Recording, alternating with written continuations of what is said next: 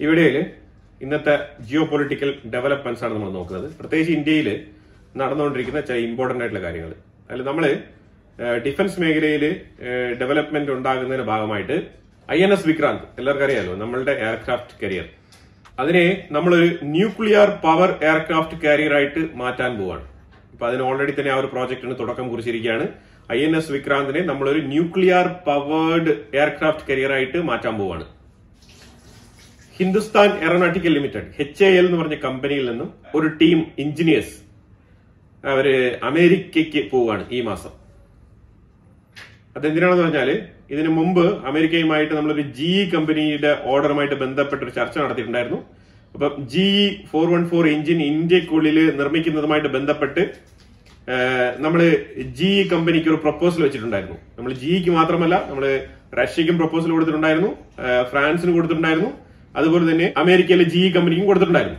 അതിലെ GE company ഇന്ത്യക്കുള്ളില് manufacturing യൂണിറ്റിന് വേണ്ടിയിട്ടുള്ള ഒരു താല്പര്യം പ്രകടിപ്പിച്ചിട്ടുണ്ട് എന്നാണ് മനസ്സിലാക്കാൻ പറ്റുന്നത്. അതിനെ തുടർന്ന് അതിന്റെ നെക്സ്റ്റ് ലെവൽ ചർച്ചകൾ, അതായത് ഇത് 5ാം റൗണ്ട് ചർച്ച എന്നാണ് പറയുന്നത്.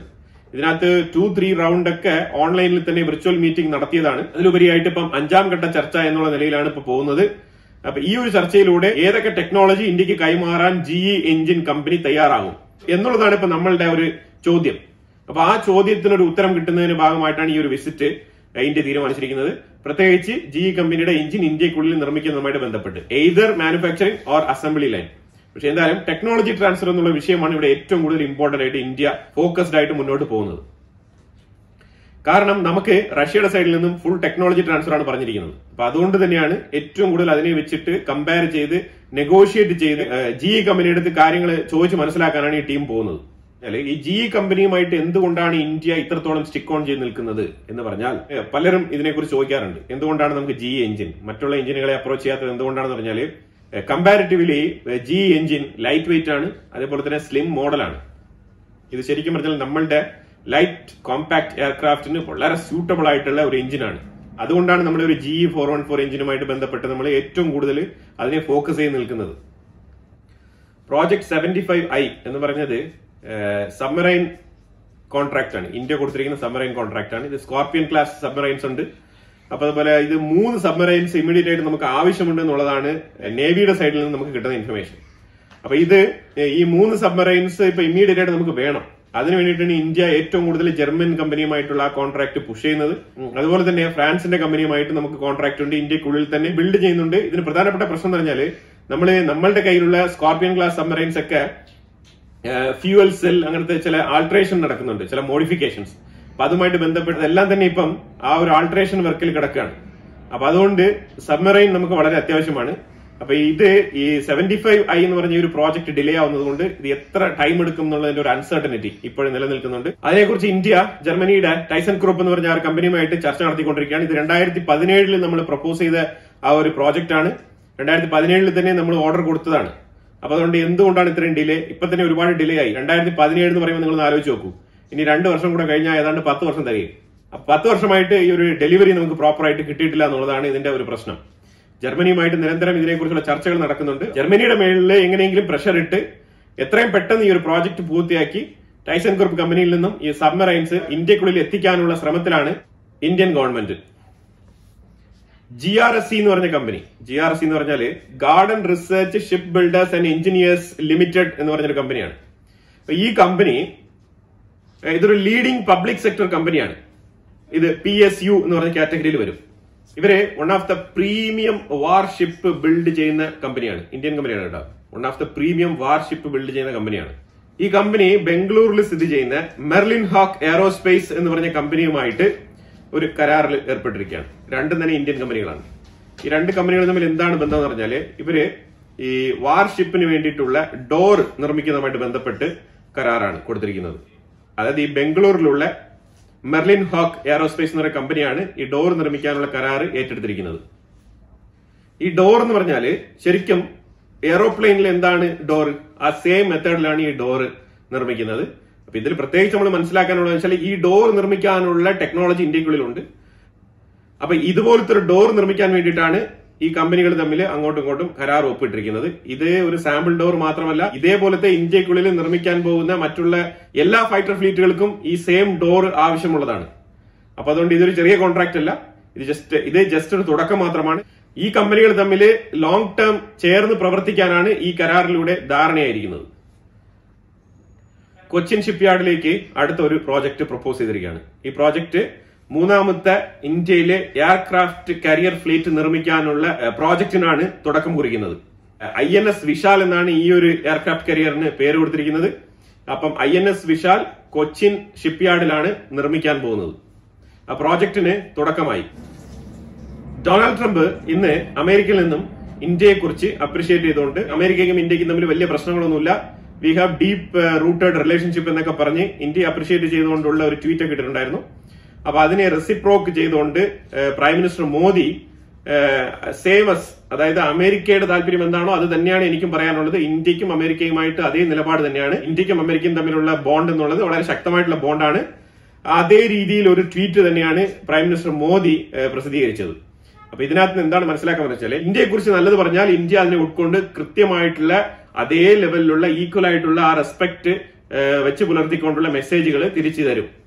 അല്ല ഇന്ത്യ അപമാനിക്കുന്ന രീതിയിലുള്ള മറ്റുള്ള രീതിയിലുള്ള മെസ്സേജുകളൊക്കെ പറഞ്ഞു കഴിഞ്ഞാൽ, ഡെഡ് എക്കണോമി എന്നും മറ്റുള്ള പല രീതിയിലുള്ള അപമാനിക്കുന്ന തരത്തിലുള്ള ട്വീറ്റുകളൊക്കെ ഇട്ട് കഴിഞ്ഞാൽ ഇന്ത്യ അതിനെ മൈൻഡ് ചെയ്യില്ല എന്നാണ് ഇതിന്റെ ഒരു അർത്ഥം. അതായത് ഗിവ് റെസ്പെക്ട് ടേക്ക് റെസ്പെക്ട്, അതാണ് ഇതിന്റെ ഒരു സിമ്പിൾ എത്തിക്സ്. ആ രീതിയിലാണ് ഇന്ത്യ ഇതിന് റെസ്പോണ്ട് ചെയ്തിരിക്കുന്നത്. അത് എക്സ്റ്റേണൽ അഫയേഴ്സ് മിനിസ്റ്റർ ജയശങ്കർ പറഞ്ഞു വെച്ചപ്പോഴത്തേക്കും വളരെ വ്യക്തമായിട്ട് പറഞ്ഞിരിക്കുന്നത് enormous importance to our partnership എന്നാണ്. അതായത് അത്ര ഇമ്പോർട്ടന്റ് ഉള്ള റിലേഷൻഷിപ്പാണ് ഇന്ത്യയും അമേരിക്കയും തമ്മിൽ എന്നാണ് എക്സ്റ്റേണൽ അഫയേഴ്സ് മിനിസ്റ്റർ ജയശങ്കർ ഇതിനെക്കുറിച്ച് പറഞ്ഞു വെച്ചത്. അതുപോലെ prime minister Modi French president Emmanuel മാക്രോണുമായിട്ട് ഒരു ലോങ് ടെലിഫോൺ കോൺവെർസേഷൻ. ഇത് എന്തിനെ കുറിച്ചാണെന്ന് പറഞ്ഞാൽ, ഉക്രൈനും റഷ്യയും തമ്മിലുള്ള ഒരു യുദ്ധം അവസാനിപ്പിക്കാൻ ചില ഇമ്പോർട്ടന്റ് കീ പോയിന്റ്സുകൾ രണ്ടുപേരും തമ്മിൽ ഡിസ്കസ് ചെയ്തതായിട്ടാണ് മനസ്സിലാക്കാൻ പറ്റുന്നത്. ശരിയാണ്, ഉക്രൈനിലെ യുദ്ധം അവസാനിപ്പിക്കണം എന്നുണ്ടെങ്കിൽ യൂറോപ്പ് വിചാരിക്കണം എന്നുണ്ടെങ്കിൽ അത് യൂറോപ്പിലുള്ള 2-3 കീ ലീഡേഴ്സ് വിചാരിക്കണം. അങ്ങനെ 2-3 കീ ലീഡേഴ്സിൽ നമ്പർ 1 ആണ് ഇമ്മാനുവൽ മാക്രോൺ വിചാരിച്ചു കഴിഞ്ഞാൽ യൂറോപ്പിനെ തന്നെ മാറ്റി നിർത്താൻ സാധിക്കുന്ന രീതിയിൽ പ്രവർത്തിക്കാൻ കഴിയും. അതാണ് വസ്തുത.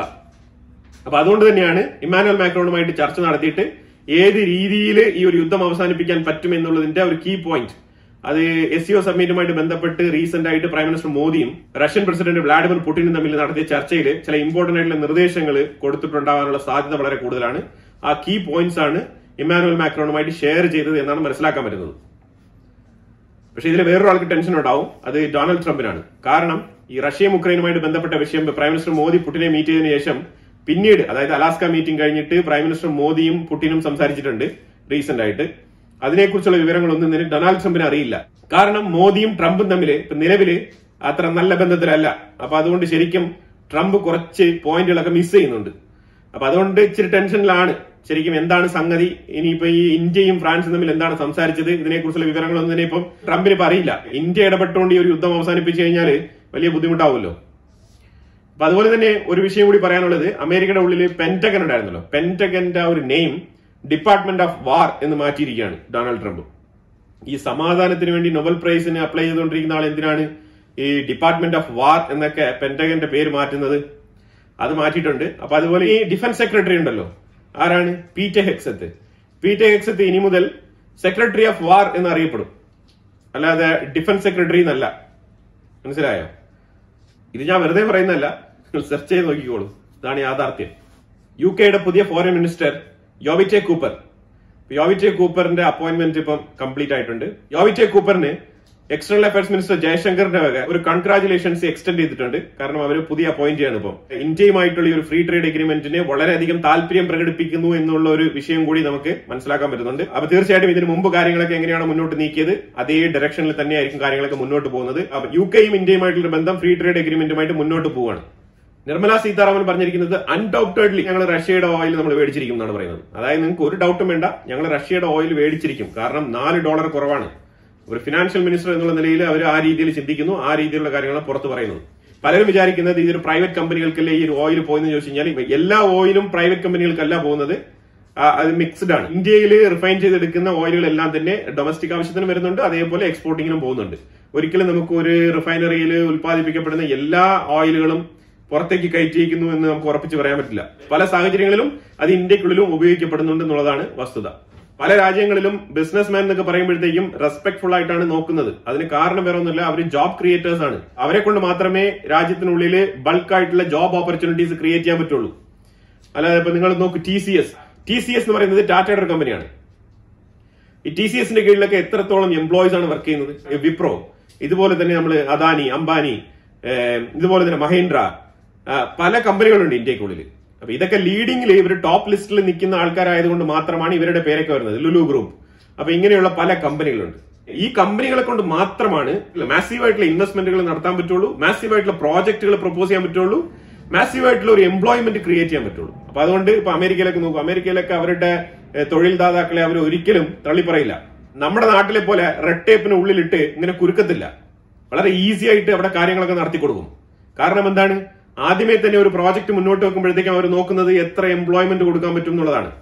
അപ്പൊ ആ രീതിയിൽ ചിന്തിച്ചു കഴിഞ്ഞാൽ ഇപ്പൊ ഇവിടെ ഓയിൽ റിഫൈനറിയുടെ കാര്യമൊക്കെ പറയുമ്പോഴത്തേക്കും ഒരു വിഷയം നമുക്ക് പറയാനുള്ളത്, ഈ ഓയിൽ റിഫൈനറിക്ക് ഒരുപാട് ആയുസില്ല. ഇതൊരു ഷോർട്ട് എൻഡ് ബിസിനസ് ആണ്.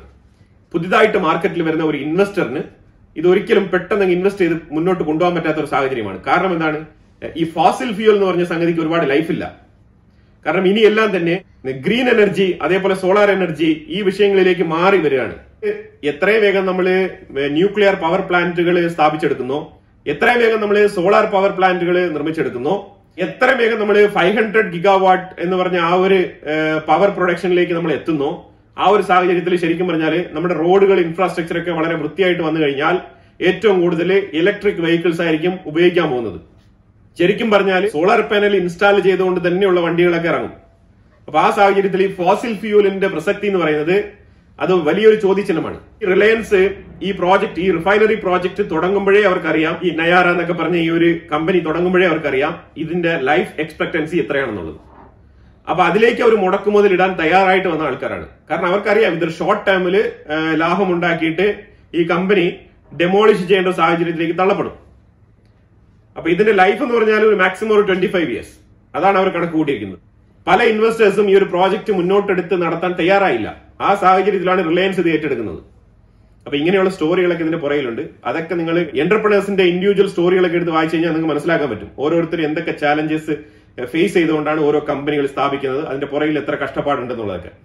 അപ്പൊ അതുകൊണ്ട് നിസ്സാരത്തിൽ റിഫൈനറിയിൽ അദാനിക്ക് ലാഭം ഉണ്ടാകും എന്നൊക്കെ വിചാരിച്ചിട്ട് നാരോ മൈൻഡോടുകൂടി കുറുകിയ ചിന്താഗതിയോട് ചിന്തിക്കേണ്ട ആവശ്യമില്ല. കുറച്ചുകൂടെ ബ്രോഡായിട്ട് ചിന്തിക്കുക. എത്ര ആൾക്കാർ ആ കമ്പനിയിൽ പണിയെടുക്കുന്നുണ്ടാവും. അപ്പൊ അതുപോലെ തന്നെ ഗവൺമെന്റിന്റെ സൈഡിൽ നിന്ന് തന്നെ അനൗൺസ്മെന്റ് വന്നിട്ടുണ്ട്. പ്രൈം മിനിസ്റ്റർ മോദി ഇത്തവണത്തെ UN ജനറൽ അസംബ്ലി മീറ്റിംഗിൽ പങ്കെടുക്കില്ല. അതിന് പകരം S Jaishankar, external affairs minister, പങ്കെടുക്കും. കാനഡ ആദ്യമായിട്ട് ഇന്ത്യക്ക് ഹോപ്പ് തരുന്ന ഒരു മെസ്സേജുമായിട്ട് വന്നിരിക്കുകയാണ്. കാനഡ ഇന്ത്യക്ക് ഒരു ഗുഡ് ന്യൂസ് തരുന്ന ഒരു മെസ്സേജുമായിട്ട് വന്നിരിക്കുകയാണ്. ഫസ്റ്റ് ടൈം ആദ്യമായിട്ട് കാനഡ അക്നോളജ് ചെയ്തിരിക്കുകയാണ്. ഖാലിസ്ഥാനി ഫണ്ട് കാനഡ കോളേജുകളിലേക്ക് ഒഴുകിയിരിക്കുന്നു എന്നുള്ള ഒരു അക്നോളജ്മെന്റ് ആണ് കാനഡ പറഞ്ഞിരിക്കുന്നത്. ആദ്യമായിട്ടാണ് പറഞ്ഞിരിക്കുന്നത് ഇത് തീവ്രവാദ ഫണ്ടാണെന്നാണ് കാനഡ പറഞ്ഞു വെക്കുന്നത്. ഇത് ആദ്യമായിട്ടാണ് കാനഡ ഇങ്ങനെ ഒരു അക്നോളജ്മെന്റ് നടത്തുന്നത്. ഇത് ഇന്ത്യക്ക് ഗുഡ് ന്യൂസ് ആണെന്ന് ചോദിച്ചാൽ യെസ്, ഇന്ത്യക്ക് ഗുഡ് ന്യൂസ് ആണ്. കാരണം G7 ഇന്ത്യ ക്ഷണിക്കപ്പെട്ടിരുന്ന സമയത്ത് കാനഡയിൽ കനേഡിയൻ പ്രൈം മിനിസ്റ്ററുമായിട്ട് ഒരു ചർച്ച നടത്തിയിട്ടുണ്ടായിരുന്നു. അതിൽ ഏറ്റവും കൂടുതൽ നമ്മൾ പ്രസ് ചെയ്ത് പറഞ്ഞിരുന്ന വിഷയം തന്നെയാണ് ഖാലിസ്ഥാനികൾ. അത് ഇന്ത്യയെ സംബന്ധിച്ചിടത്തോളം തീവ്രവാദികളാണ്. അപ്പൊ ഇന്ത്യയുടെ സോവറിനിറ്റിയെ ബാധിക്കുന്ന ഒരു വിഷയമാണ്. അപ്പൊ അതുകൊണ്ട് അതിനെ ഫോക്കസ് ചെയ്തുകൊണ്ടുള്ള ഒരു ഗവൺമെന്റുമായിട്ട് സഹകരിക്കാൻ പറ്റില്ല. അതിലുപരിയായിട്ട് ഇന്ത്യയും കാനഡയും തമ്മിൽ സഹകരിക്കണം എന്നുണ്ടെങ്കിൽ ഈ വിഷയത്തിൽ ഒരു തീരുമാനം ഉണ്ടാക്കണം. അപ്പൊ ഇത് ഏത് ലെവൽ വരെ മുന്നോട്ട് പോകുമെന്ന് അറിയത്തില്ല. ഓൾറെഡി തന്നെ ഒരു 8-9 ഖാലിസ്ഥാനികളെ അമേരിക്കയിലെ FBI പിടിച്ചകത്തിട്ടിട്ടുണ്ട്. അതിനെ തുടർന്ന് കാനഡയുടെ സൈഡിൽ നിന്ന് ഇപ്പം ഇന്ത്യക്ക് കിട്ടുന്ന ഒരു ന്യൂസ് ആണ് ഈ ഖാലിസ്ഥാനി ഫണ്ടുകളെ ചൊല്ലിയുള്ള ഈ ഒരു അക്നോളജ്മെന്റ്. ഇതൊരു ഗുഡ് സൈൻ ആയിട്ടാണ് മനസ്സിലാക്കാൻ പറ്റുന്നത്. തികച്ചും ഇന്ത്യയും കാനഡയും തമ്മിൽ ബന്ധം വീണ്ടും ശക്തിപ്പെടേണ്ടതിന്റെ ഒരു ആവശ്യകതയിലാണ് രണ്ട് രാജ്യങ്ങളുള്ളത്. പിന്നെ ട്രംപ് യൂറോപ്പിന് ഒരു വാണിംഗ് കൊടുത്തിരിക്കുകയാണ്. അതായത് ഗൂഗിളിന് മേലെ നിങ്ങൾ ചുമത്തിയ ആ ഒരു പെനാൽറ്റി അത് വളരെ റോങ് ആണ്. അത് ശരിക്കും നിയമവിരുദ്ധമാണെന്നാണ് പറഞ്ഞിരിക്കുന്നത്. അതായത് $3.4 ബില്യൺ ആണ് ഫൈൻ ചുമത്തിയിരിക്കുന്നത് ഗൂഗിളിന്റെ മേളിൽ. അത് വേറെ ഒന്നും കൊണ്ടല്ല, സെർച്ച് എഞ്ചിനിൽ ടൈപ്പ് ചെയ്യുന്ന കാര്യങ്ങളൊക്കെ ആമസോണിന് ചോർത്തി കൊടുക്കുന്നു എന്ന് പറഞ്ഞിട്ടാണ് ഈ ഒരു പെനാൽറ്റി യൂറോപ്പ് ഇട്ടിരിക്കുന്നത്. അപ്പൊ ഇതിന് ഭീഷണിയുമായിട്ടാണ് ട്രംപ് വന്നിരിക്കുന്നത്. ഒരിക്കലും ഞാൻ അംഗീകരിക്കില്ല, അത് എത്രയും വേഗം അത് എടുത്തു കളയണം എന്നാണ് പറഞ്ഞിരിക്കുന്നത്. എനിവേ യൂറോപ്പ് അങ്ങനെ പെട്ടെന്ന് അത് എടുത്തു കളയാൻ തോന്നുന്നില്ല. അതൊരു നെഗോസിയേഷൻ പോയിന്റ് ആയിട്ട് യൂസ് ചെയ്യാൻ വേണ്ടിയിട്ടാണ് യൂറോപ്പ് ഈ ഒരു പെനാൽറ്റി ഇപ്പൊ അപ്ലൈ ചെയ്തിട്ട് വെയിറ്റ് ചെയ്തിരിക്കുന്നത്. പൈസ എവിടെ നിന്ന് കിട്ടിയാലും യൂറോപ്പ് മേടിക്കും. റഷ്യൻ ഫണ്ടൊക്കെ ഒരുപാട് ഫ്രീസ് ചെയ്ത് യൂറോപ്പിലേക്ക് വെച്ചിട്ടുണ്ട്. അതിൽ നിന്ന് തന്നെ നക്കാപ്പിച്ച പോലെയാണ് യുക്രൈന് കൊടുത്തുകൊണ്ടിരിക്കുന്നത്. ആ സാഹചര്യത്തിലാണ് ഇപ്പോൾ ട്രംപ് 3.4 ബില്യൺ പെനാൽറ്റി ഒഴിവാക്കണമെന്ന് പറഞ്ഞിരിക്കുന്നത്. ഇപ്പൊ ഇതൊക്കെ കണ്ടറിയണം. അപ്പൊ എന്തായാലും കുറെ ഇമ്പോർട്ടന്റ് ആയിട്ടുള്ള വിഷയങ്ങളാണ് നമ്മൾ ഈ വീഡിയോയിൽ പങ്കുവച്ചത്. ഇതിനെക്കുറിച്ചുള്ള അഭിപ്രായങ്ങൾ കമന്റ് ബോക്സിൽ രേഖപ്പെടുത്തുക. കൂടുതൽ വാർത്തകളുമായിട്ട് അടുത്ത വീഡിയോയിൽ വരാം. Thank you so much.